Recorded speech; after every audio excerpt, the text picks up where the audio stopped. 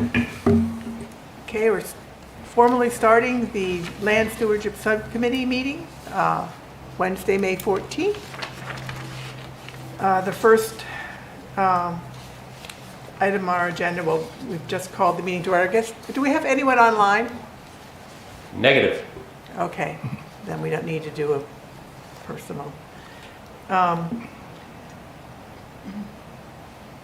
Well, I guess we should just go around because we do actually have some new people. So let's just go around starting with Gail and everyone introduce themselves. Yeah, I'm Gail Carey, member at large. Mirta Janos, Parks and Rec. Carolyn Singer, Historic District Commission, Heritage Commission. John Carroll, Durham Agricultural Commission. Ann Welsh, member at large and chair. M. Friedrichs, Town Council Rep. Neil Sluppian, Conservation Commission. Veronique Luddington, Land Stewardship Coordinator. Okay, and the first thing we have to do is we have to mention that Neil is acting Conservation Commission member because John naturally is not present. Now, you're actually the regular Conservation Commission member now on the board, right? Yes. So perhaps we should request that we also swap you and John in terms of who is the regular member here. That's probably a good idea. Yeah. Since because I can it's come kind more of- regularly. It's kind of silly for us to constantly name you as when that's who's coming. Yeah, sure. So I'll talk to Dwight about that. Okay, Okay. great. All right, so the next, Todd Selling has just joined us. Hello. We're going to approve the meeting agenda. Are there any questions about the meeting agenda? Any additions or subtractions? Okay, can I have a motion to approve?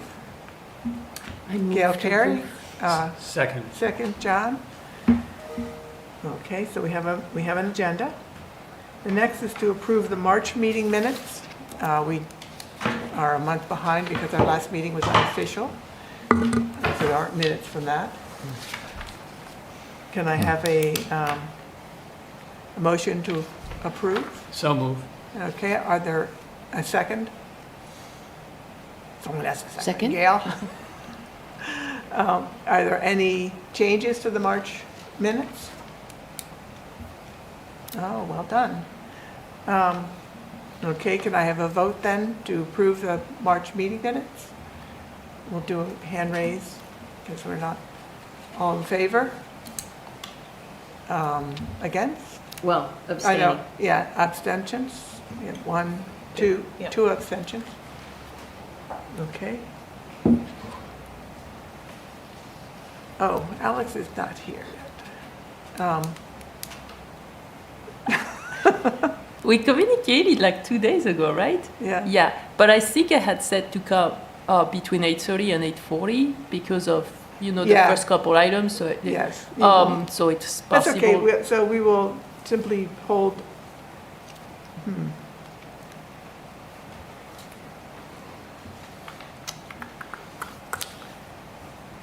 We'll simply hold Alex and we'll start on the next one. And then when she gets here, we'll stop and go back to Alex's presentation. So our unofficial meeting in April, we did a lot of discussing.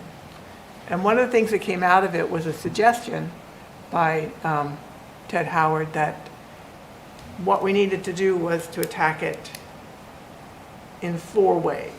So start out just by naming, well, he had put first the things that would be highlights, but I'm changing that around a little. So start by naming the things that are common to all our properties. So our common allowed, our common disallowed. And then we would have a section on the page that would give any specific allowed or disallowed that's only for that property, and then a highlights. And we had talked about highlights as being things that you can do on the property, but which we don't really need to say is an allowed or disallowed uses. Like if we use the little pictures, you have a picture of a person, and that's really all pedestrian things, right? I mean, the definition of it isn't just walking, but you know, you can walk, if you can walk on the property, then, you know, you can run on the property. You can snowshoe on the property. So, but do you need to actually name all those things? Because we're not going to name all those things if we start using icons. The icon is just the icon. But in highlights, if this is a property that people do actually like to use for snowshoeing, like Oyster River Forest and Doe Farm, then on those you might mention that this is a property that's frequently used for snowshoeing, although there are no specific trail, you know, because the problem with putting down people that said snowshoeing on a property is that some people might think that means we actually groom the trails. And while there are sometimes groomed trails on Oyster River and Doe Farm, it's not something the town does. And shortly after they're groomed, a lot of times they're walked over. And so they're not, it's not like going to a place that actually has trails. So you put it in the highlights. People use this property a lot for snowshoeing, or people use this property a lot for bird watching. I mean, do we want to have bird watching as something that's permitted? I mean, how can you not permit bird watching, right? It's just something someone does while they're walking. Awesome. Hi. We were very quick this morning. You said 8:40, right? Yes, absolutely. We were very quick this morning. So that's my introduction, and we will go on to Alex and then go back to our normal order. You're first on the agenda. Good morning. Good morning. Did you want me to put that? I sent Veronique, who I have not met, a copy of a poster. Yes. Okay, Yeah, you're right. that's- yeah. Okay. Yeah. Did you want that to go up there? Oh, or? do you have it, or do you I want have me it to on my put it up? computer, but if Okay. it's just distracting and takes a long time to pull it up, we don't need to do it because it's up to you. Okay, I'll put it up while you While I talk. talk. Yeah, Okay, yeah, excellent. No worries. Yeah. Yeah, thank you. Yeah, sure. So what I'm talking about is a copy of a poster that our students presented 2 springs ago when the former NSF director, so the National Science Foundation director, and Senator Jean Shaheen was visiting UNH. And we were giving them, well, the university was giving them a tour of some of the facilities and projects that were funded by the National Science Foundation, and our project that's training graduate students to do research on changing seasonality with communities was one of the projects that was chosen. So it was really exciting opportunity to sort of share what we've been doing. So I just sent that poster over to Veronique as an example of what we've been up to at Spruce Hole Bog. Could you give a brief, there are some people here who were not here with your last presentation. Absolutely. So if you could just give a brief description of what it is you're doing out at the Yeah. property. So 3 years ago, in the spring of 2022, we, meaning some of the faculty at UNH and a group of graduate students, went out to Spruce Hole Bog and installed some environmental sensors. And the sensors are aimed at tracking physical parts of the environment like air temperature, soil moisture. And then also there are small wildlife photos, game cams, that take time-lapse pictures to track vegetation phenology or key vegetation life stages like green up and also fall coloration. So that sort of tracks biological changes in the environment. And one of the ideas was to sort of monitor seasonal fluctuations in this really special ecosystem as a way to train students in how to use sensors in projects that they might be doing in other parts of their research or their careers. How to do that in a way that is respectful of sensitive places ecologically, that also sort of works in partnership with the community, and provides sort of a living laboratory. And so it was the first time, that first class in 2022 was the first time we taught this class, and it was aimed at training students to do research around changing seasonality and its impacts, both locally and in the Arctic. We've now taught this class 3 times, so we've had 3 cohorts of students that have done this work. Only the first cohort was actually able to install the sensors, and we sort of worked with them worked with Paul and Denise Pulio, who are our indigenous partners, worked with the consultant at the time, who's named Tom Brightman, that's right, to sort of decide where these instruments would go. They were really interested in understanding some of the microclimatic variation that might exist in the area. So we have 6 sort of sensor suites installed, 6 plots installed. 2 of them are on a south-facing slope, sort of at the top of the slope and on the side of the slope. 2 of them are on a north-facing slope, and then 2 are in the bog itself. So the first group of students got to do the sensor installation, and then students afterwards have been working on cleaning the data. So these are data that are collected every 15 minutes, 24 hours a day, 365 days a year. So there's large volumes of data. And so that also is really useful to them because, we live in a time where, they're often going to be interacting with these huge volumes of data. How do you do that, right? How do you write code that allows you to clean data, to remove values that are no good, to make sense out of them? So they've been sort of interacting with the data in that way. We do visit the bog a few times throughout the semester. They don't actually go in the bog, right? We're really careful to talk about how the bog is very sensitive and has unique vegetation, and so we don't want a whole bunch of students tromping around down there. But we do visit the bog. They get to see the sensors. We, download the data. But we learned pretty early on that having students be in charge of going out and downloading the data was not really going to be effective because they might forget or whatever. So since early on in the project, we've had one student who's paid and is dedicated to going out every month and offloading the data, and also is staying on top of making sure that sensors are working because things break, so if they break, replacing them, replacing batteries, things like that. And so this student, Alyssa Morrow, was an undergraduate student of Megan Howie, who's a professor at UNH in archaeology. She was an undergraduate student of Megan's and now is working on her master's in archaeology at UMass Boston. But she's the only person that goes in the bog, right, once a month. And so we now have about 3 years of data that we've been collecting at the bog and are thinking about what to do with these data, and also have been trying to think of ways to share the story of the work we've been doing and of the bog with the community. But it's challenging.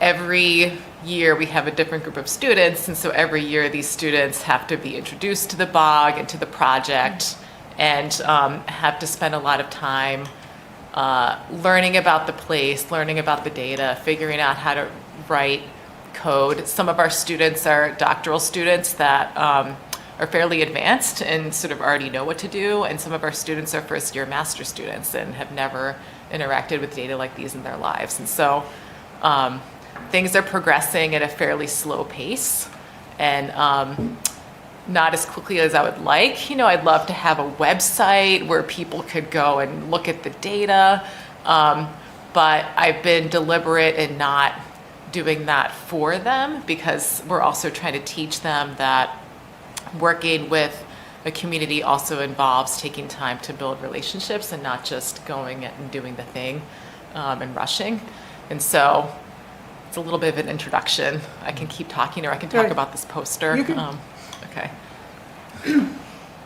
I was told this was informal, so I Yes, didn't. it is. Yeah, yeah. Okay. So what would, do people have questions from what you've heard so far?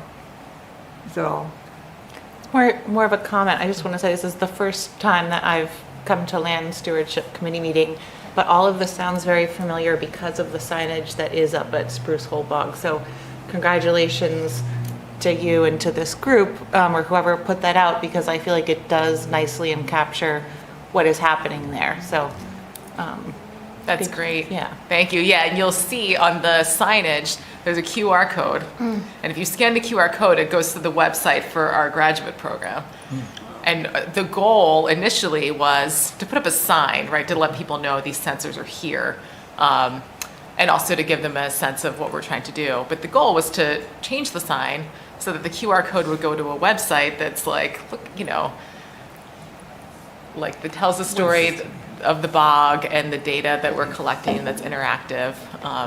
So we're working towards that, and this coming year is our last year of funding from the National Science Foundation explicitly directed at this graduate program. And so a lot of what we're thinking about now is sustaining elements of the program. So I'm working on turning this class, which has been taught to graduate students, into an undergraduate class that would be offered through the Department of Natural Resources every other year. So it would be sustained in the future, but in the meantime, each cohort of students has to take 4 classes. One of them is this initial class called Arctic Research Methods 1, where they learn about some of the sort of tools and techniques for doing research on changing seasonality. And really we focus on New England with the idea that you focus on the place that you are first. Where are we here? What's the ecological and cultural and historical context of this place? What are many of the tools that we can use? And some of them are sensors and some of them are other things. But then they apply that to their Arctic research elsewhere, right? But that's the first class in this 4-class series.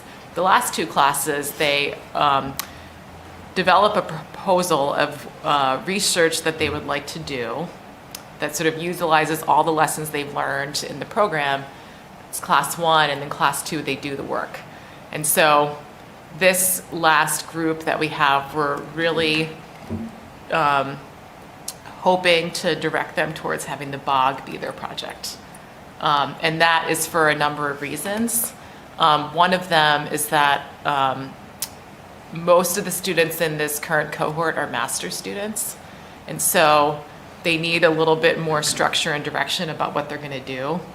If the students are more advanced PhD students, they can have more freedom to try to figure out what they're going to do because they've already been through that process.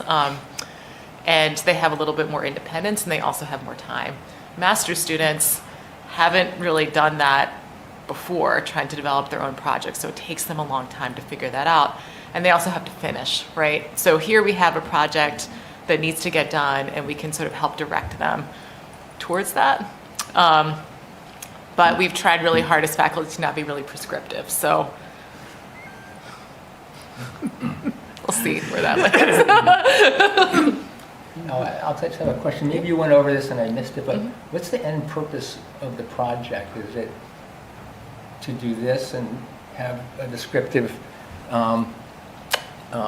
presentation for the public, or is it going to be used to help preserve the ecological sensitivity of the bog, or is it for student education, or is there I would another say purpose? yes. Was that? Yes to all of the above. okay. Yeah, so All I right. think the original purpose of working at the bog was that we wanted to have a living laboratory that was close to the university campus, that had unique ecological and cultural and historic features, and that was on public land, so that, in previous meetings, we've had the chance to bring students here to sort of talk about what they were doing.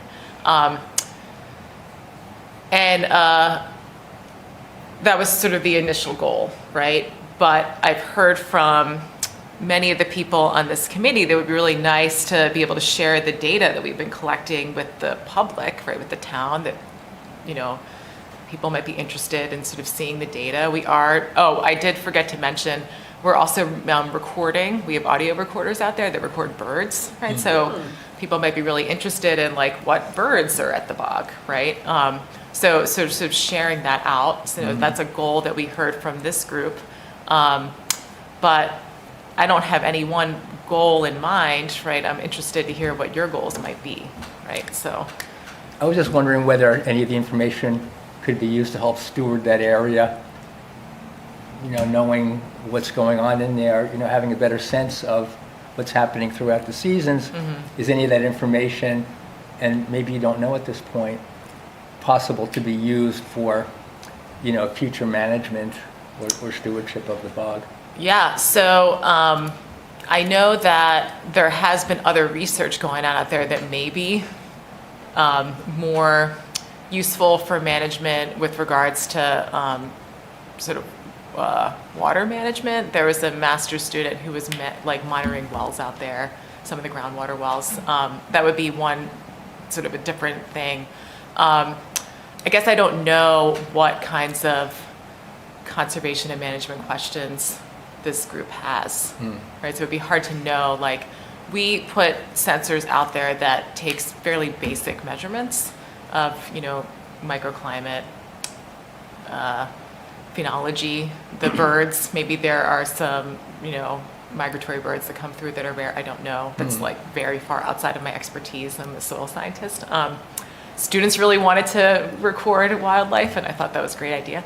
But there is the chance to add things if we wanted to. We thought that would be valuable, right? So one of the faculty in this graduate program, which is called CARPE, Convergent Arctic Research Perspectives in Education, he has a lot of expertise in flying drones, right? So if there's interest in collecting aerial imagery, we could do that, right? I don't know what the reason would be for that, but you know, there could be some drone imagery. He could do LiDAR if that was of interest to the group. I have been trying to recruit a master's student to develop a project out at the bog. That's been very challenging this past year with funding and science in general, but I haven't given up on that idea. My particular interest is around,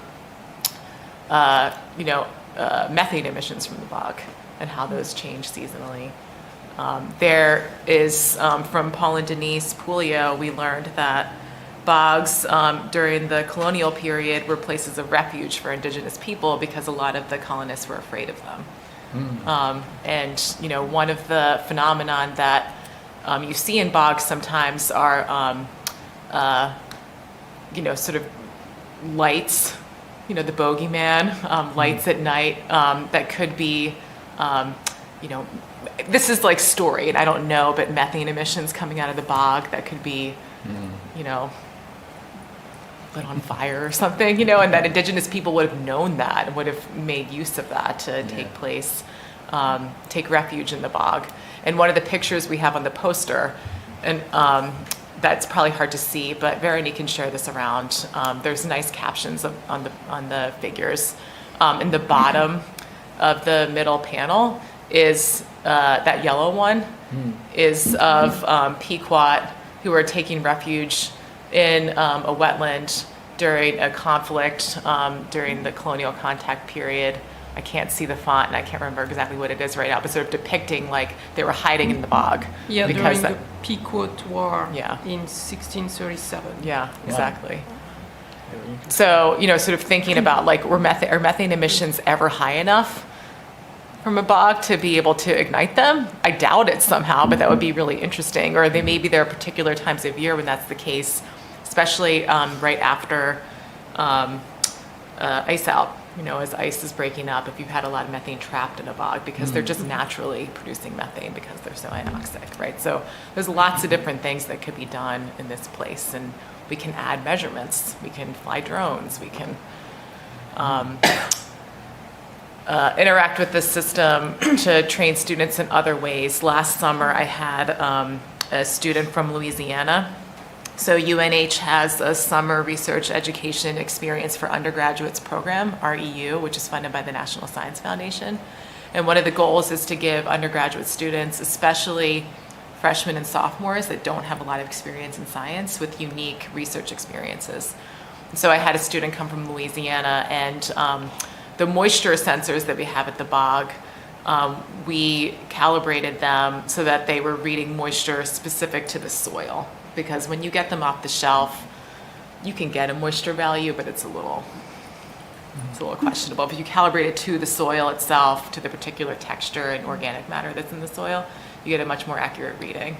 And so I had interacted with Sarah last year to sort of let her know, like, in order to do this, we're going to need to take some small cores. Is that okay? And, you know, also, which I would always ask permission anyway, but, you know, just trying to set the example, like, this is what you do when you're working on public land. You don't just do whatever you want, you ask permission. So we've had other students doing things out there as well. Sorry, that was a long-winded No, answer. good answer, thank you. Yeah. Question, two things. First of all, it's good to realize that the bog is walking distance via both university trails and town trails from the campus. Yeah. That the student does not have to have a car, and it's not that difficult to get to it and go back and forth. And a lot of people, including townspeople, probably never even think of all that interconnectivity of the trails, but it's all there, and they can be guided in that way. Yep. And the other thing I was, there's another point I was going to raise, but that's all. I'll come back to it. Well, it's a great point, and one of the things that we've done is invite students to walk there. It does take quite a bit of time to walk there and walk back and do anything in the bog in the period of a class. We do have a 3-hour block for the class that gives us, you know, a lab period. And so that allows us to move at the speed of noticing things. So when you walk to the bog, and then you walk around the bog, and then you walk back to the bog, there's just a lot of opportunity to notice anything, right? And sometimes students wonder, like, what are we doing? What are we doing? You know, and it's like, we're learning. You know, we're... The students also have access on their own time. Exactly. They can go down there on Saturday or holidays or whatever. Exactly. And go back and forth without relying on a car. Exactly, which is really wonderful. And so encourage them, even if you do have a car though, to spend that time to walk there and walk back. Because, I don't know, for me, if I'm driving to my field site and I'm all caffeinated and I'm worried about all the things that I have to do, and I get there, it's really hard to sort of experience the place. Whereas if you have time to sort of shed some of those things as you're walking there, it can also The other thing I was set going you to up say for is more learning. the connectivity to the departmental website is a good recruiting tool also, so that it's not necessarily the best idea to eliminate that kind of connectivity. You never know who's making connections and who's looking around and so forth. And that could draw in some additional students. Yes, so that's a good point. And so maybe if we change the QR code and we do have a website, it's a link within the broader program website. Yeah. So, are there any connections to the NIH? Because I think the Quincy Bog in Rumney has had researchers come up because there's something special about the composition of the bogs that's used in TB research. No, as far as I know, there are not connections to NIH. The only very qualitative connection I can think of is that Paul and Denise have said that a bog like Spruce Hole Bog, and there were, I think, 6 or 7 of them in this area, you know, prior to colonization, and the rest have been filled in. This is the last one. Would have been considered places of medicine because they had a lot of rare plants, but that's very tenuous connection. Like, otherwise, I don't. But someone from had been doing active research because of the composition of the soil or something. Interesting. Like in the bog itself, in the peat. I think so. Yeah. Yeah. So that's another great suggestion of, you know, things that we could do with this place. It's a great idea. So I think one of the reasons we had invited you and wanted to see, you know, where the research is at and what you're doing there. Sorry. Is because one noticed some rogue trails, and as we chatted back and forth, not from you or your students, but from the public going down the bog. And I think we want to focus on making sure that people understand the importance of preserving the, you know, the sensitivity of the bog. I just closed 2 rogue trails that were going down right past the fence with the sign that says, you know, and one of them is already reopened after 10 days.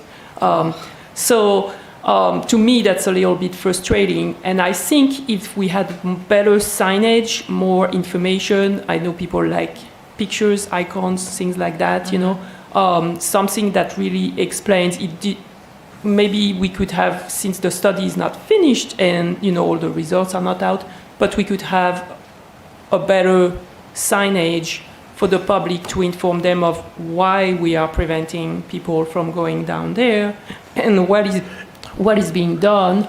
And like I really like the connection with Paul and Denise, with the historical side of things. So I think that's what this committee was talking about when we first talked about, talking with you. And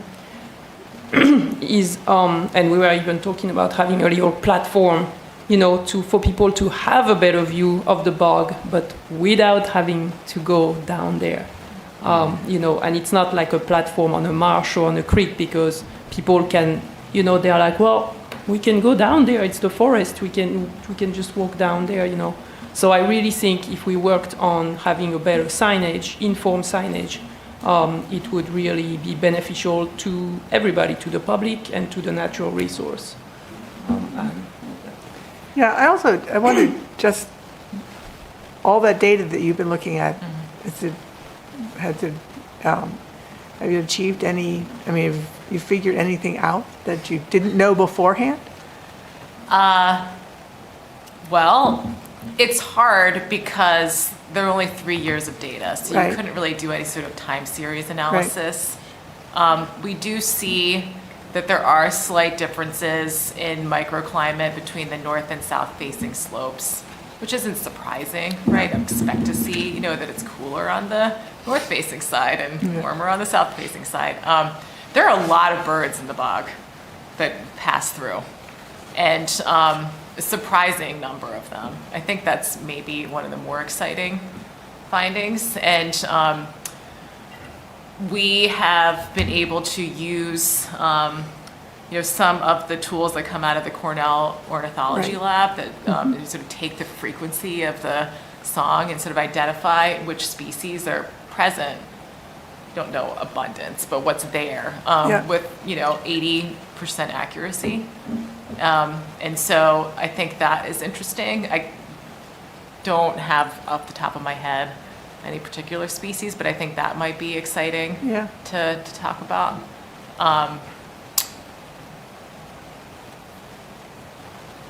And share out. We can also see things like drought. So when conditions are particularly wet, particularly dry, you can see that in the soil moisture, which I think is interesting as well. So the over bog is pretty much always wet, but some of the other areas are not. So over time, those things could be interesting. If you start to see a trend towards more drought, more times of drought in the areas around, but over 3 years, it's not significant. It's hard to say, right? You can also see, some of the temperatures over the last few winters, and we could put those into context a little bit, like this was an anomalously warm year or anomalously cold year or normal. What I've learned up to this point in my career is that you start measuring something and it's hard sometimes to reap the rewards early on, but then 10 years has passed and all of a sudden you have a decadal record, and then it starts to get super interesting. Yeah.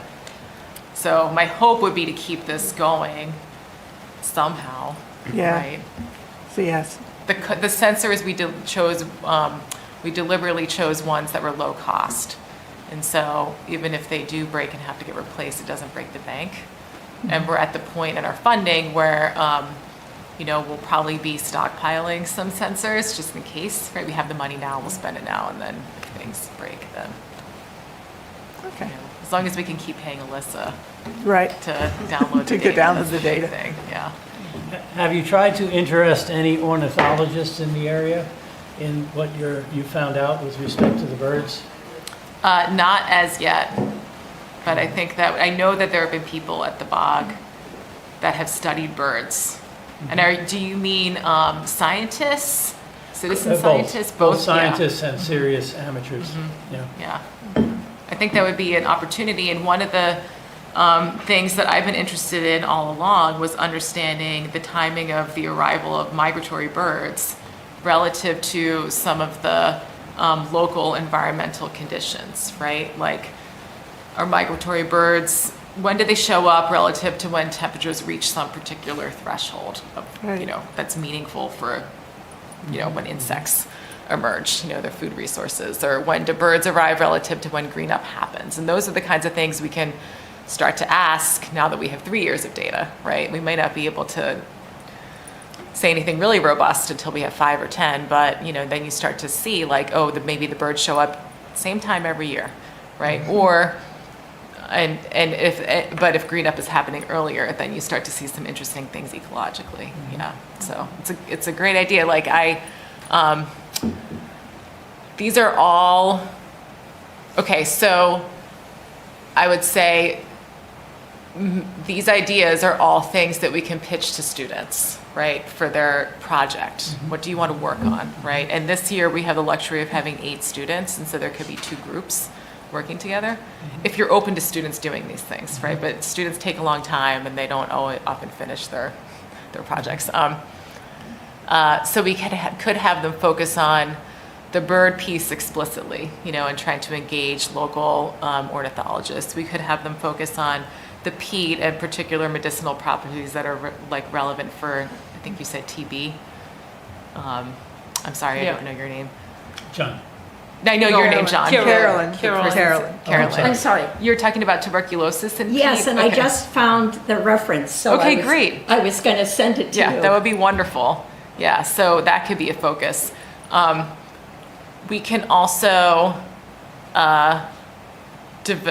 try to work on developing signage. It's like, what's the most important thing? What would you want to see happen? There's also, I don't know how common this is, but my father got the idea from somewhere. He's been recording for the past 5 to 10 years when all of the seasonal changes happen and different birds arrive and different insects or different, flowers blooming year after year, and has kind of a journal for this purpose and lives in Exeter. So I wonder if there's like a citizen kind of scientist opportunity. There's so many people in Durham who love nature, and we have a lot of long-term residents where they might have been keeping these sorts of records. If there were enough kind of, awareness to connect with them, maybe that's an opportunity for a project with some students. I think that's a great idea. Kind of like, there's iNaturalist, which is like a digital version of recording those kinds of phenomena, but written journals, I think, could also be interesting to incorporate. I'm going to start writing You these might ideas be down able 'cause I'm to never going to interest New remember Hampshire otherwise. Audubon in getting someone to do an article raising all these questions. Not that there are answers available, but raising all these questions, and you'll identify more interested people.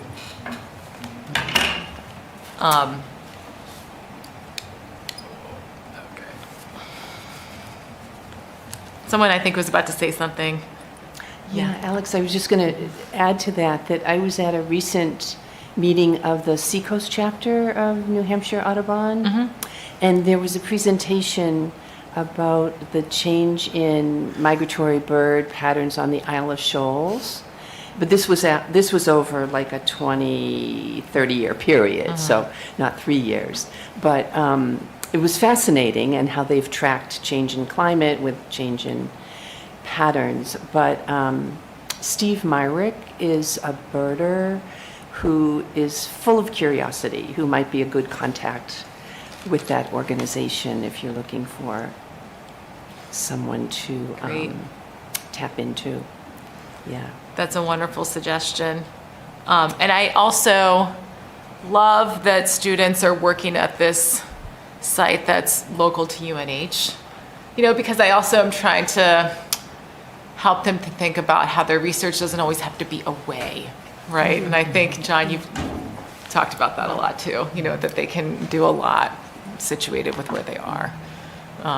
So there are places like the Isle of Shoals, or a lot of my research I do at Hubbard Brook in the White Mountains, and they have a 55-year bird record, right? We don't have that, right, here, but we can sort of, but we are on the coast, right? Yeah, So that's the start. Yeah.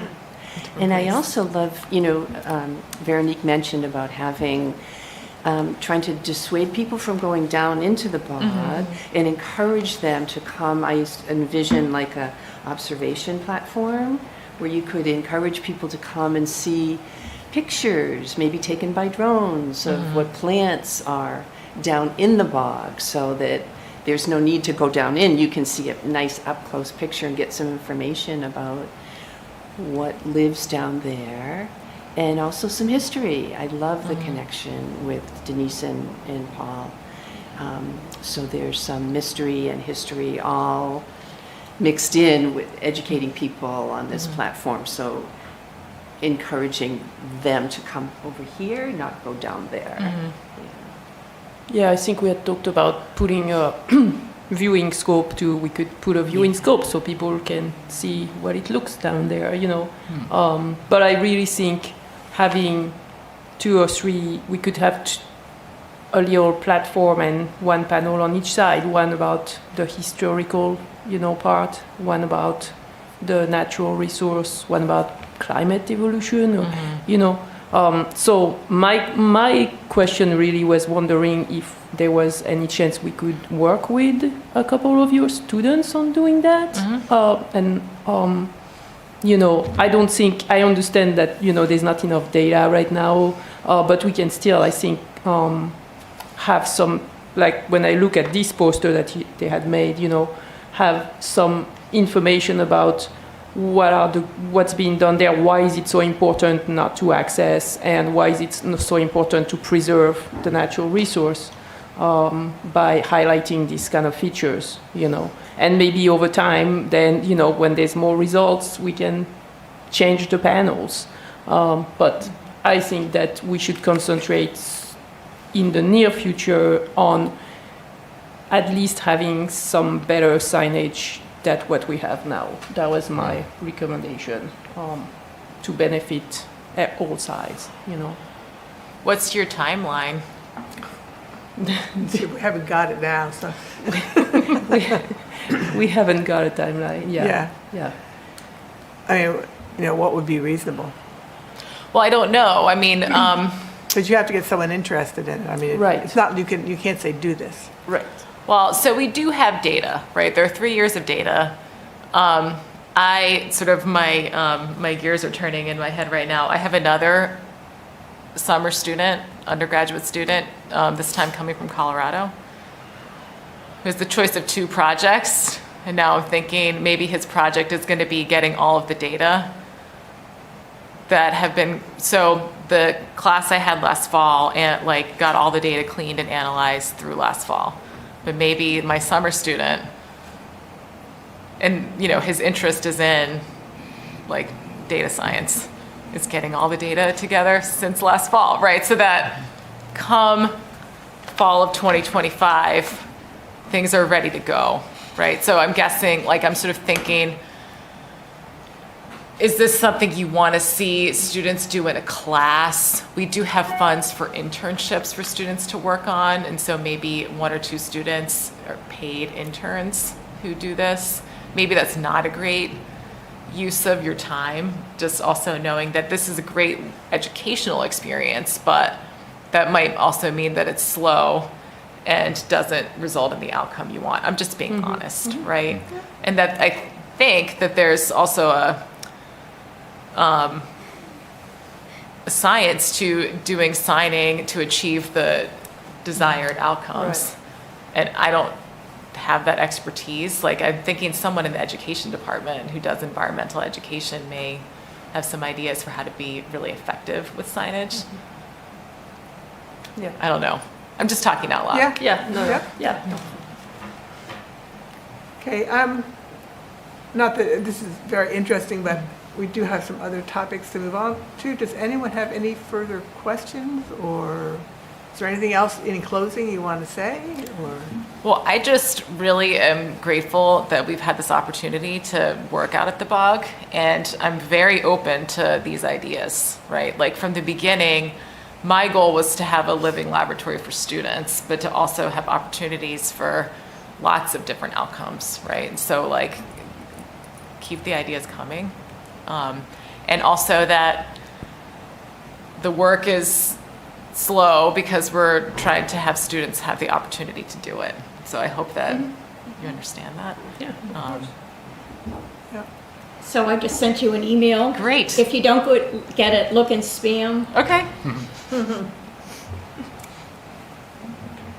Okay. Thanks Well, for having thank you. me. Yeah, thanks for coming.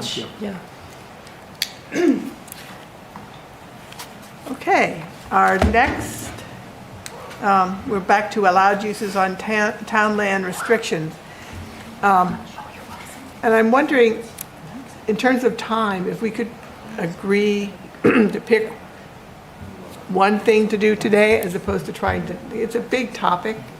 So if we could maybe get done today talking about what our general allowed uses are on properties and maybe allowed restrictions too, if we could do that, if we could take a look. Veronique did some of the work for us, but I think there's a couple things that we need to sort of talk about, like hunting is only allowed on one property in our town. So then I would think hunting should be in the not allowed. And then we would just highlight in Oyster River that it is.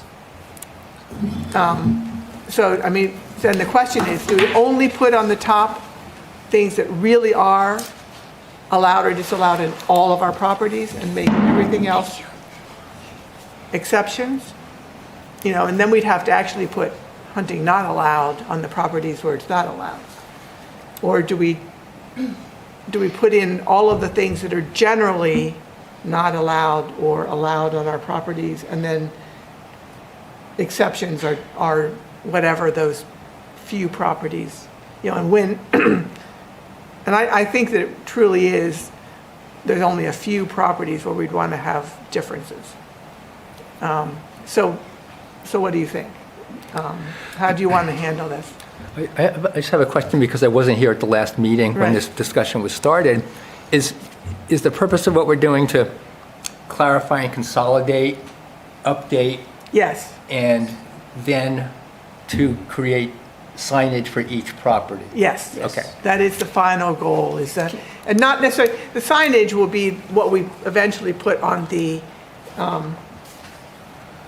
put on our posters that go inside of the kiosk. kiosks that we Right. have, which we don't have at every property. I mean, Pete, we were talking last week about the fact that, you know, people aren't sure what to do at Wagon Hill. Well, we don't have a kiosk at Wagon Hill. We don't have a poster with this is allowed, this is not allowed. So, and there's there are a couple properties where that's still true. We sort of have that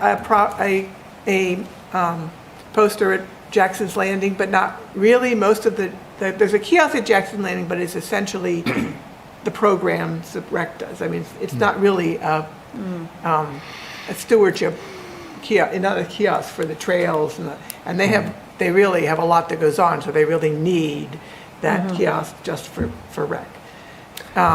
So this is going, it is right, you're right that so it will be online, and eventually it will also be at all the properties, but to be at all the properties, we also have to then tackle the fact that we haven't got a kiosk at all the properties.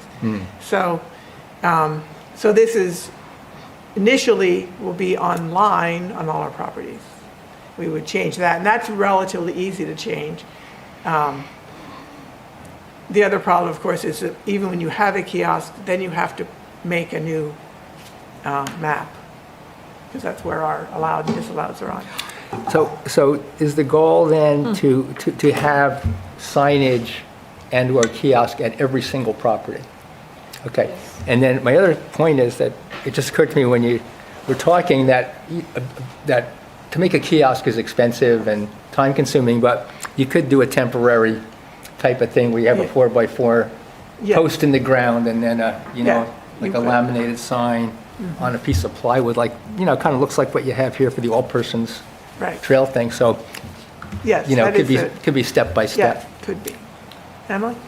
I was just going to suggest that there are probably, rather than reinventing the wheel, there's probably a lot of best practices out there for designing the signage from a graphic design and communication perspective. Oh, yeah. And I think it would be, before thinking through too much about kind of icons versus not in the order. Should we start with, all of the allowed uses and then go to the exceptions? It would be worth trying to kind of look for those best practices, because that's a very well-developed kind of field. Yeah, and we do art have a lot of, communication. Veronique has a Yeah. lot of the. And that's why I collected. put the Forest Society sign there, which has been done last year, the one on the left.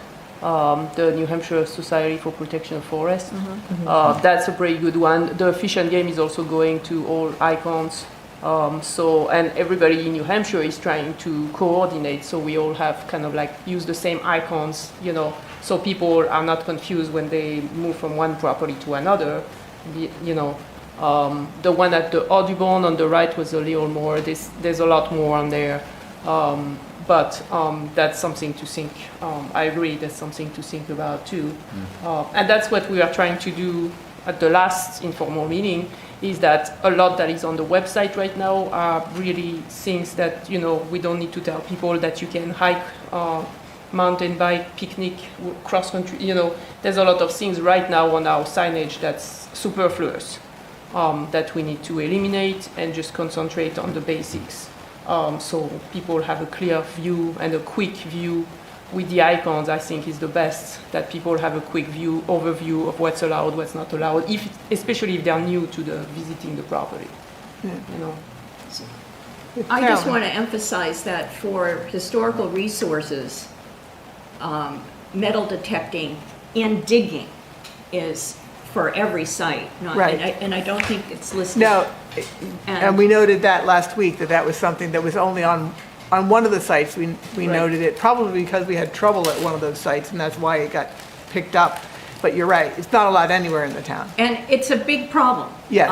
So I'm hoping that even though this group is mostly concerned about land conservation, from a historical resources perspective, it's. I mean, that is definitely something that should be on all of them, and we do have it on one of them, and this is why we're doing this, is because, we've never really done a systematic, we looked at all of the properties and we tried to think of everything you could do on them, and that's why sort of the list was a lot of stuff, because we were thinking about everything that people do there, which we should have somewhere on the description of the property. So now we're trying to take what we started with, which was really just sort of what do we do in all these properties and what's allowed, and get it down into a more reasonable and consistent basis. So that's what, this was sort of our first try at this.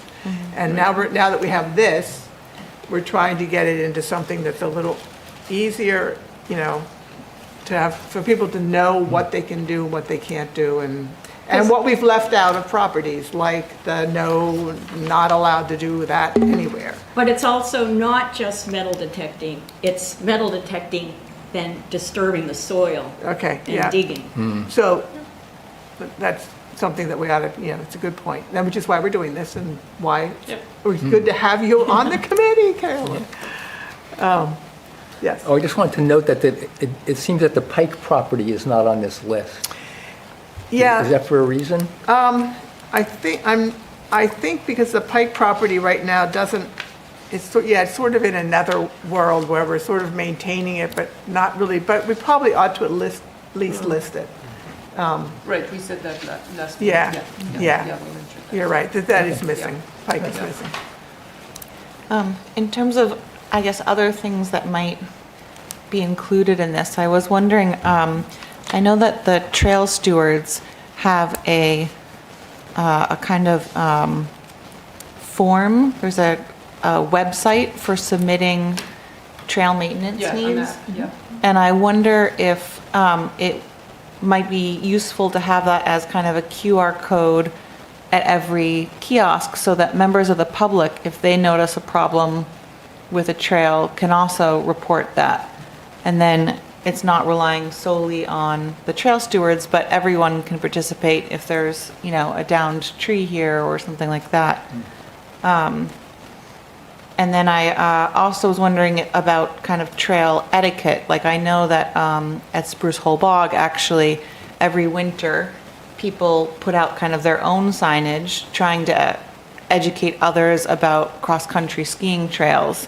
And a lot of people who aren't cross-country skiers don't know that it's terrible to walk in the tracks or let your dog run in the tracks of cross-country skiers. And so things like that with trail etiquette might be something we want to think about in signage as well. And we do have a general trail, sort of a trail etiquette that we put together at one point. But you're right, that would be much more specific, things like cross-country skiing and all. And also then people tend to put up signs sort of randomly around the property, you know, which is understandable, but also creates a little bit of trash for us, you know. Right. Yeah, the cross-country trails, you know, I understand your point. At the same time, we don't advertise those trails as professionally groomed by the town for cross-country skiing. So, you know, and I know signs have been posted on UNH land too, because I talked with Steve, he has the same problem. And, you know, those trails are not advertised. I get the point about the cross-country, but those trails are not advertised as cross-country trails.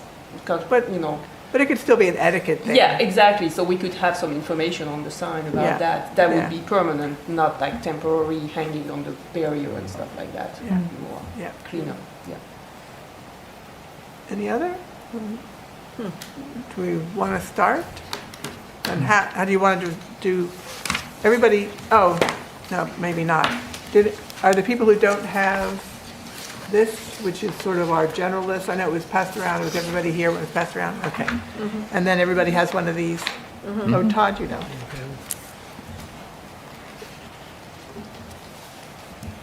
Okay, this was a first stab by Veronique, and this is generally what's online.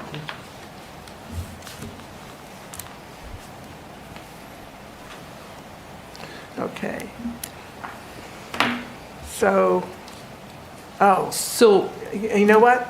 And I completely, we don't have a minutes taker, and we haven't been taking minutes. Oops. Well, I can go, but fortunately, this is taped. I'll go back and I'll get the minutes for everything up to now. Is there someone who would be willing to take some minutes for me for the rest of the meeting? I might have to leave early. Yes, you might have to leave early, so that's not really. Anyone? Gail, thank you. Okay. So, who would like to start? We'll start with allowed, things that are generally allowed on our trails. And we can start from what Veronique did and then see if people think there are things that should be added. Is that okay? Is that a way to start? Sounds good. Agree, disagree? Okay, I'm not seeing any strong disagreement, so we'll start that way. So, do you think that do you think we need a definition of dawn and dusk? No. no. I've had some funny things with people, like at should know Wagon that. Hill, a person coming up and saying that it was now dusk, so they were allowed to run their dog without a leash. Oh, Because it's pretty common at public areas to say dawn to dusk. I mean, so. Okay. well, the only thing I would say, if we just want to, really nitpick about it, is that you're saying dawn, and it's you can go out like 45 minutes before dawn or half an hour before dawn, and you can see very well out there. And then we say dusk, so what does that mean? Does that mean that that's after sunset? Because, you can see for a half an hour or so after sunset. So should we say sunrise to sunset, or should we say, is, dawn to dusk okay? And I'm not normally one to split hairs like this, but if people do kind of wonder what that means, then So is it a problem kinda silly. at any other location other than Wagon Hill Farm? Because, Todd, correct me if I'm wrong, but, I would think that once a caretaker is on site, they'd open and close the gate. Right. Yeah, we used to open and close the gate at Wagon Hill Farm, and that was a definitive time. Oh, mhm. You know, the nice thing about dawn to dusk is it gives kind of a range, like there aren't people out there saying, oh, the time is now out. You know, it's Yeah. okay. Right. The sun is setting, time to go. The sun Yeah. is rising, it's okay to be here. Yeah. It's just common sense, basically. Yeah. All right, Yeah. I just thought I'd bring it up because it was just sort of a weird, I was taken aback by that. But I guess another question with definition, I mean, do people know what dawn and dusk mean anymore? Or is sunrise and sunset more common language today? Dawn to dusk is mostly, I mean, if you go around to other towns, other public properties, it says dawn to dusk. I've never seen sunrise to sunset, Yeah. personally. Yeah, that's an accepted phrase, Oh, yeah. Yeah. dawn to dusk.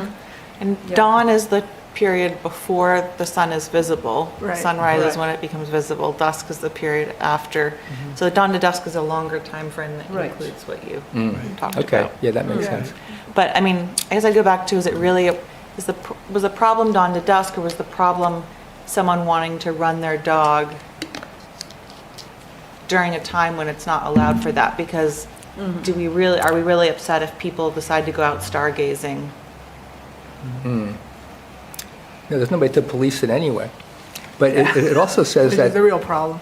You can't, I mean, it doesn't really matter because if you can't police it, you're just sort of, Right. but It's a complaint-based. yes, System. complaint-based Yeah. system, yeah. Okay, all right, sorry, I shouldn't have brought it up. Forget it, forgot I said it. Question on Wagon Hill. Are we going to go back to the gate eventually? I mean, it's a topic of conversation. I was thinking we would once we had somebody Right. there at the house. Right. Once we no longer had a tenant, we stopped that practice. Okay. Okay, so let's start by looking at the allowed to restricted common to all properties. So daily, dawn to dusk, use only marked trails or access roads, dogs on leash, under control at all times, remove all dog waste, which of course isn't true of Wagon Hill, but it's true most of the time. Right. oh, Well, and you still want people to remove dog waste and Well, place yes, it in yes. the bin. So it's the Yes. difference between carry in and carry out, you know. That's why Yeah. I thought it would be better to be put together with the leash. It's all, put everything pertaining to dogs together, Yeah. kind of thing. Yeah. Bicycles in class 1 and 2 e-bikes permitted, except at Wagon Hill. Okay, and that's another, although, I'm trying to figure it out. do we need to allow bikes at all our properties? Oh, it's down. Like, we've already decided, so it's, Wagon Hill's not allowed.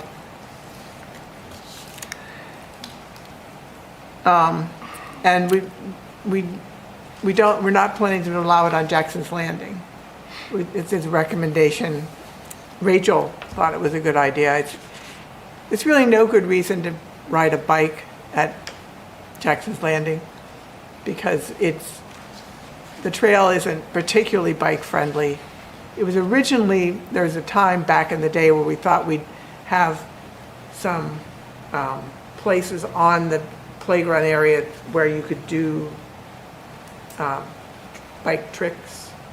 And then you could have Oh, yeah. people go and practice their mountain biking out on the little trail there. And so that's why originally, we've been modified, like, the trail was like, and that was on purpose because you were trying to make it fun, for kids on bikes.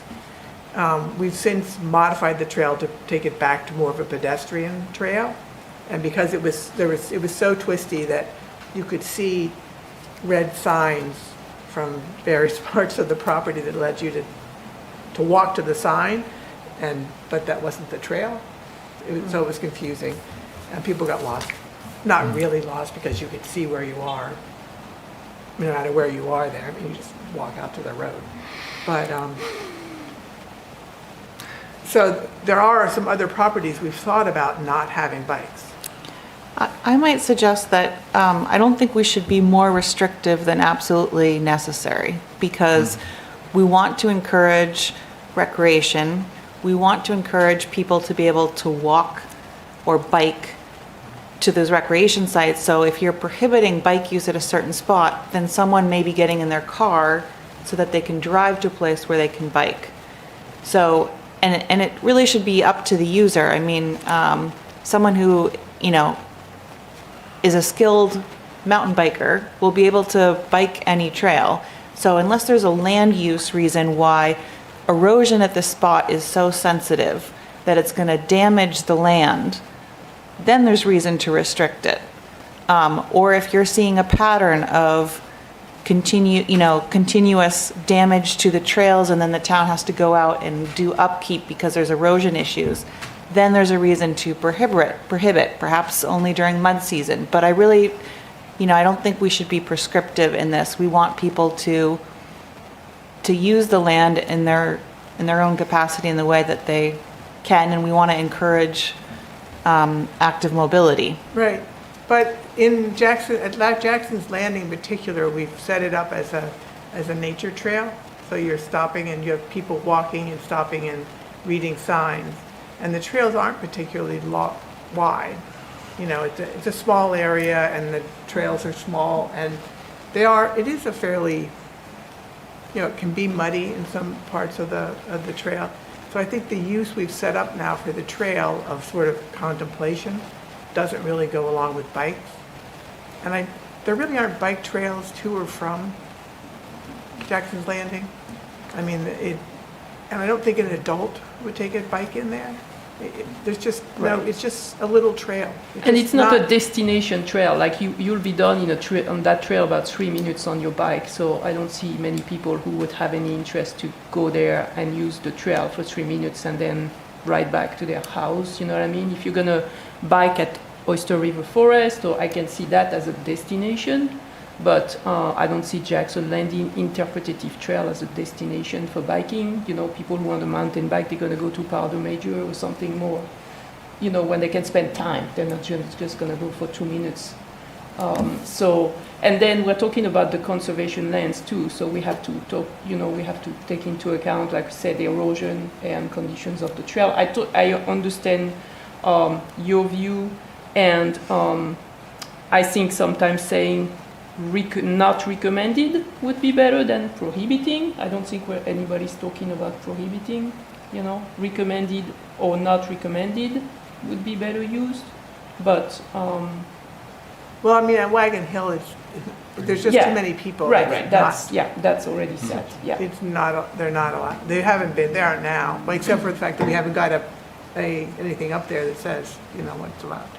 So I might have missed this at the last meeting, but I guess I was hoping that, this group would go through each property individually and decide what the use is. And because I've got to say that I'm not a proponent of a lot of e-bikes. I think a lot of times these trails, for me, one opportunity you have to disconnect and have peace and quiet. And, I just don't agree with that. But I was hoping that we could look at each property individually and make a decision, because I think I'd like to see a mix. Well, there will be a mix, and there's things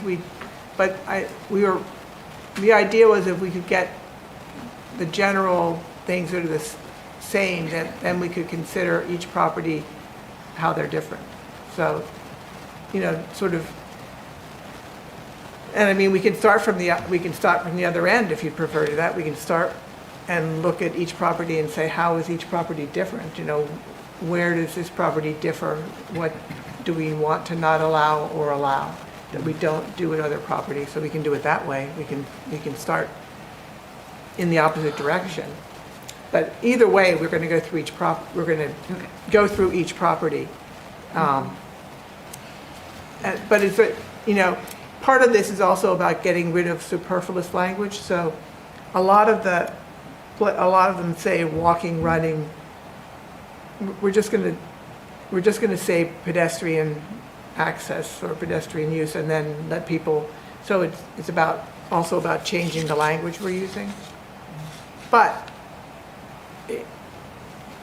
let me take a poll. how would people like, specifically, how would like people like to start this? Because I don't want to put my, Yeah, I think not the last meeting, which wasn't an official meeting, Right. but the meeting before, when Neil brought this up, I think we ended that meeting saying, let's go through each property, because each property has a different purpose. And so it might be good to revisit that purpose so we can work from that standpoint. Okay. So, I support that, which is what we Okay. agreed at back in March. Yeah. hey, John? One other differential here is that many of them have open dawn to dusk, but many of them do not. Does that mean that those properties are legally open all night? Well, see, that's the problem. That's one of the things we're doing, yeah. No, I mean, I don't know. I mean, certainly if there's nothing that tells people when they're open or shut, would be hard pressed to arrest them for something that doesn't say. So yeah, that's one of the reasons we're doing this. All of them are open dawn to dusk. That should be on everything. All of them, so each one then should say open dawn Yes, to dusk? yes. Okay. Yeah. I think, sorry. Mirta? I just wanted to, well, I know Carolyn's position. Mirta, what do you I think? don't know. I mean, I can get convinced either way. I just need to hear more discussion on this. John? What do you think? You want to do one property by property first? They're probably different enough that you kind of have to. Okay. Emily? I don't have an opinion. No opinion? Okay.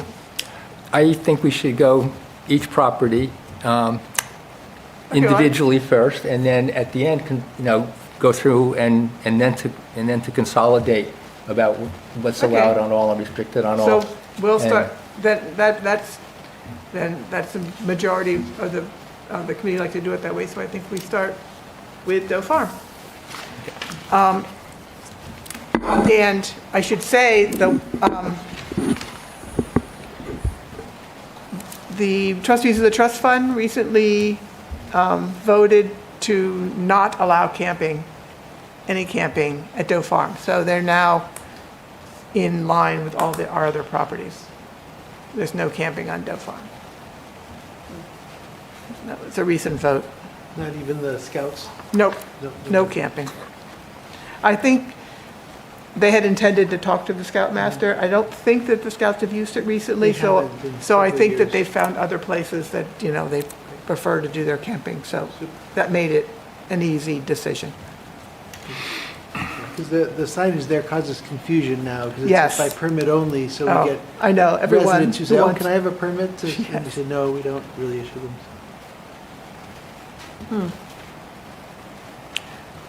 Okay, so allowed uses: hiking, dog walking, mountain biking, picnicking, cross-country skiing, snowshoeing, bird watching, nature observation, fishing, historical landmarks. So which of those things should we have in allowed uses? Remembering that the little figure we use will be pedestrian access. So do we need to say hiking? I mean, is dog walking something that we don't allow on any property? I don't think. We allow it everywhere, on leash. But do you think that we should say it on our allowed uses, dog walking? Yes. Okay, I do. yes? I think so. Maybe I should just poll. Yeah. Yes. Yes, Yeah. yes. I guess I have a broader question than that, so I'm Okay. going to abstain on that. Okay. John, dog walking allowed? Wait, on the allowed uses. And I'd say on leash. On leash. Yeah. Okay, And I think from a communication standpoint, you would want to, rather than saying dog walking, say leashed dogs. okay. Or, and the picture should be of a very Person with a leash. focused in on the leash, That's the good, collar yeah. and the leash. That's good. Okay. Yeah, That's better wording. much better. Okay, so hiking, dog walking, Hiking leash dogs. biking, mountain biking or we decided biking, and if you use a little symbol as your it's going to be a bike, right? So there's no really way to make it a kind of bike. So And it's not necessary. It's like if a person's biking, they're what do we care what kind of bike they're using? Right. Well, what we do though, because we talked about allowing the class 1 and class 2 e-bikes, but But- not the, Yeah, that's the But next you know, question. but yeah. class 3 and 4 are not classed as bikes. oh, okay. Because you have to have a license for 3 and 4. Those are classed as motor vehicles, as opposed to bikes. It's like a motorcycle. I didn't know that. So either. only 1 and 2 are classed as bikes. Now, do people know that? You might need some signage, to let people know that class 1 and 2 are considered bikes and that class 3 and 4 aren't. Well, I have a question on that because we had started this discussion about e-bike usage or not, and then Veronique had the graphic about 1, 2, 3, and 4. But I didn't know that we had concluded it and come to an agreement that yes, if we allow biking, we're going to allow class 1 and 2. So is that where we landed on that? I don't think we made an absolute decision. Right now, we're just going with what biking is. In New Hampshire, a bike, 1 and 2 would be considered a bike. Correct. So if we decide to not allow them or not allow them in certain places, one of the things that Sarah mentioned, and she isn't here now, is that they've done some studies on biking, and class 1 and 2 e-bikes don't do any more damage than people do. And then the funny thing is that, they talk about disturbing nature, but it turns out that animals are cued into certain types of behavior that relate to their safety or danger, and predators don't fly quickly through an area and leave, which is what a bike does. Predators come, sit on a branch, and watch. So a bird watcher can be more disruptive to more anxiety provoking to the natural wildlife than somebody going through either fast, just walking and continuing through, or on a bike. Fascinating. Isn't it? I thought it was. interesting, And yeah. and when you think about it, it makes sense.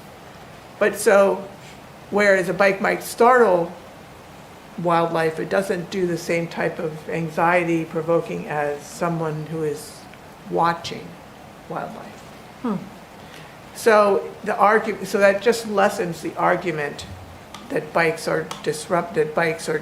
They are no more disruptive than someone walking through fast or a runner, and who are actually less anxiety provoking than a bird watcher.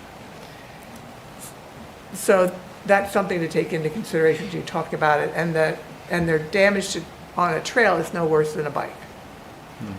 And they aren't loud. They're, so now 3 and 4, you do run into all of that, and also just excessive speed, because you don't necessarily want that kind of speed. Although I'm not really quite sure why well, I won't say that, because people, never mind. 3 and 4 are vehicles, and we don't allow vehicles on our trails. We don't allow motorized vehicles, and they are classed as motorized vehicles. So we don't actually have to draw a distinction, because right now the state has done that for us, but we can make a decision not to draw a distinction. So, and I think I would like to have that discussion when we've just got more of a full group here. Well, I would just add that if we say biking, I guess the question for the committee is, do we say biking, comma, class 1 and 2 e-bikes? Or do we just say biking and leave it at that?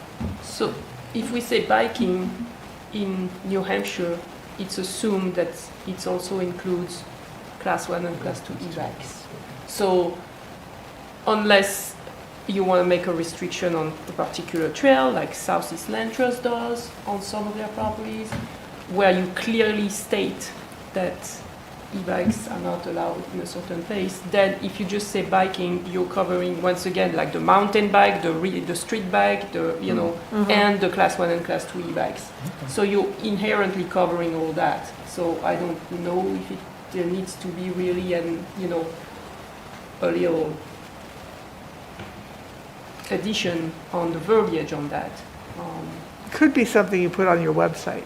You could have also in the permitted uses column, have like a picture of a bike, the classic simple, you can't tell what kind of bike it is. Right. And in the prohibited uses, you could have perhaps together a little ATV, a dirt bike, and some sort of representation of Like a class 3. like a class 3, class 4, and then, next to it, no motorized vehicles, and then that would kind of indicate, I don't know how common those bikes are.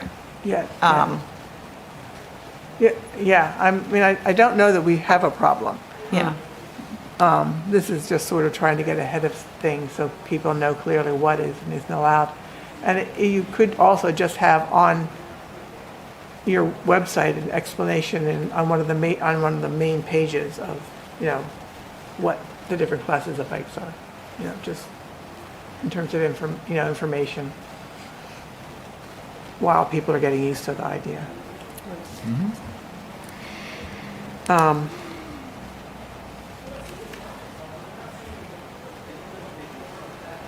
Let's see. So we have hiking, dog walking on leash. Leash dogs, yeah. Yeah, someone have to figure out exactly what is the most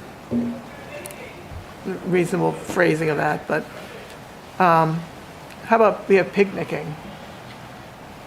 Is picnicking something you need to put? I don't think so. Yeah. But that would be something that you could highlight. We can also, we do have a list of what places have picnic tables. Right, like there's picnic tables at Doe Farm, so we could put that in the highlights. Yes, and and also they're even on the map. And also at Thompson Forest, there's Yeah. a picnic table, and at and at Wagon Hill, there's picnic tables. So we could,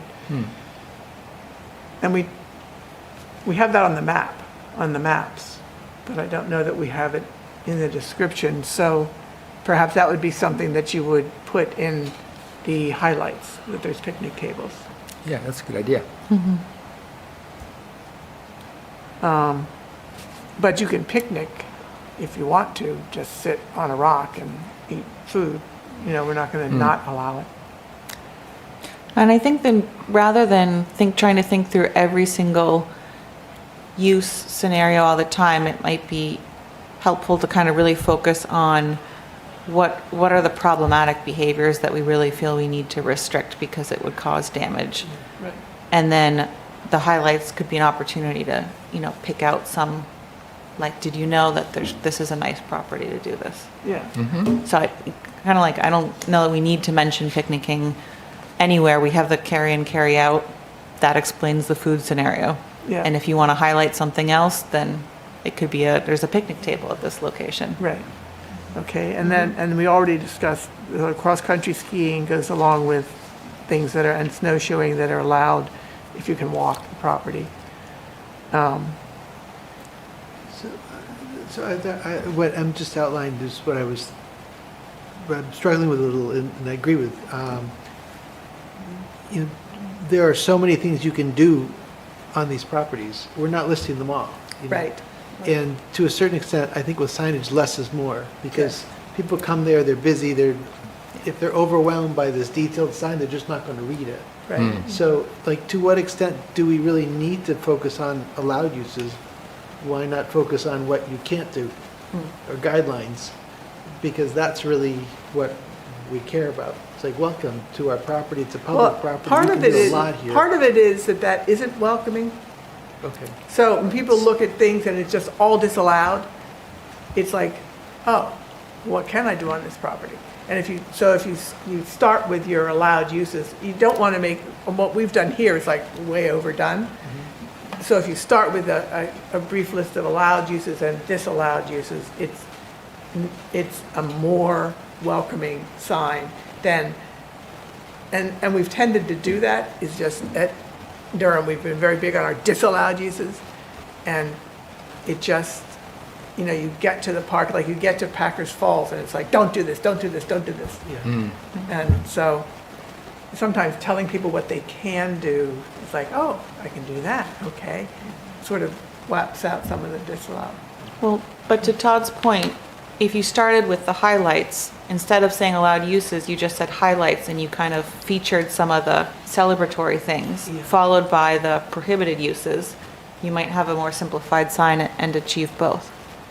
Except that highlights are something that are very different from each property, and they're not necessarily highlights are things people like to do at a place, not necessarily the things you're allowed to do at a place. So like, the highlights of Wagon Hill is, there's 2 hours where you can have your dog off leash, and, what else is different about that we allow at Wagon? What are the highlights? Walking. But it's, I think when people go to a place, they almost, because there's a way that most people do it, what they look for is, what are you allowed to do, what are you not allowed to do? And you want to keep it as simple as possible, but I do think it's important to say what you're allowed to do, what you're not allowed to do. Because one, it's friendlier, and two, it sort of directs you to those, those properties and what they're allowed to do. You're allowed to do. I don't think people are going to read highlights. Is really, it'll vary over time what people do in a property, what they use it for. I think it's a good point from a communications perspective to follow what people expect. So if people expect to see that list, then you don't want to deviate. Actually, deviating from the expected causes people to spend more time and get more frustrated with the information. I think people then worry about what can I, so if you hit them with you can't do this, then they worry about what can I do. It just sets up a different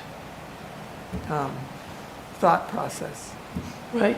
And that's what you see mostly on the signs like the Society for Protection of Forest or like the TNC signs, is there's usually a balance between the allowed or, maybe highlights, some highlights are in the allowed, and then the prohibited. You see there's the exact same number of icons, so it doesn't look disproportionate, like, 2 positive reinforcement things and 7 negatives. Usually there's a balance between the positive and the negative, which for the public is important, like you were saying, and as a message, like it's not all negative, It's the first column is here's what you can do here, and the second column is here's what we don't allow here.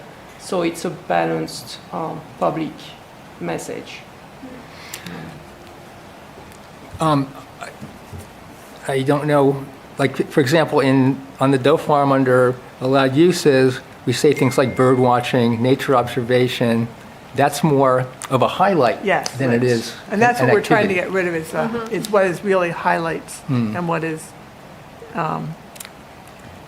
and fishing, I think, is probably worth putting in, because you want to know whether you can actually, only if you can actually fish at the site, physically can get to the, and I think at Doe Farm you can, although you don't see a lot of people fishing there, but you can fish at Doe Farm.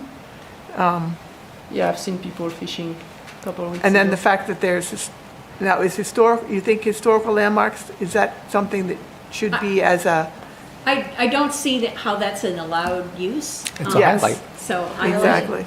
It's more of a highlight. Yeah. Now, what we're Right. missing there is no metal detector. Oh, we do have no metal detector on, this is the one we But had no it. metal detection or Or, digging. or No digging. digging. Or digging. So we're actually coming up with a pretty short list Yeah. of allowed uses, Yeah, Right. really, which, that's kind of to M's point about being streamlined. And I want to say this document, I simply basically copied and extracted Yes. what's on the town website and on the signs right now.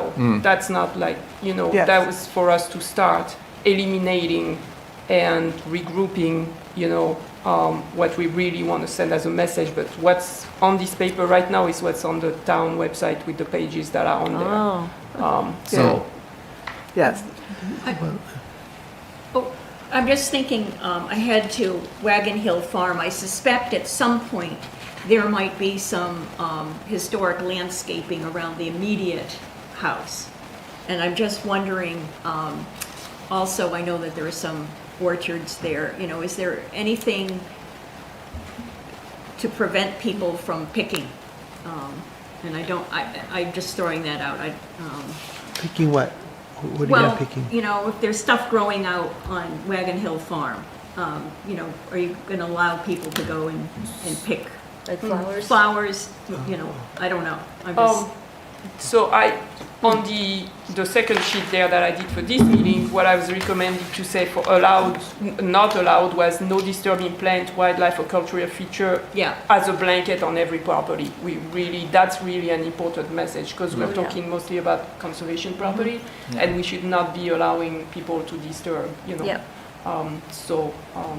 Yeah, I think that would cover it. I think it would too. I didn't see that. Yeah, no, that's fine. So you just got it, so it's okay. We haven't done disallowed, so, but that's a very good point.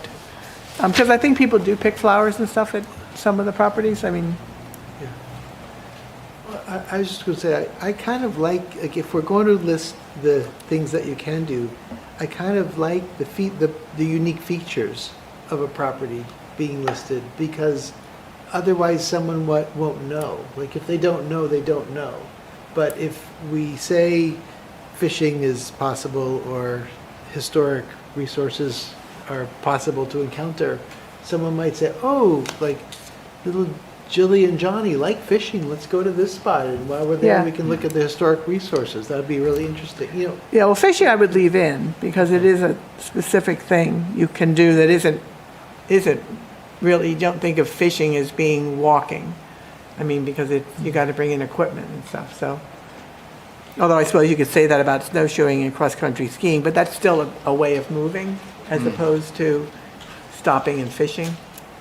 And you have to have the water available to be able to fish, so it has to be a property with water. It's just a way of cueing someone in who has no idea of what special things might be on the property. Yeah, well, we do have, and that would be in the highlights, and that would be there for them to read, highlight, and however we decide to put the highlights in. Yeah, I don't think. And they're on maps too, I don't think historic landmarks has to be mentioned in allowed uses. right, I because would there's just- nothing to allow them to use. I it's- mean, it- yeah. The highlight. So access to Oyster River tidal estuary. Well, but do we really want them walking in it? That is something that's true, that you can actually see the estuary, but it's not, we don't want them going in it. In Jackson's Landing. Do we mean boat ramp? Well, that's what I mean. So this is, That would be a highlight, perhaps. well, but Yeah. I mean, I think you're right, that it may have been thought of as being the boat ramp, but that we should just say, as an allowed use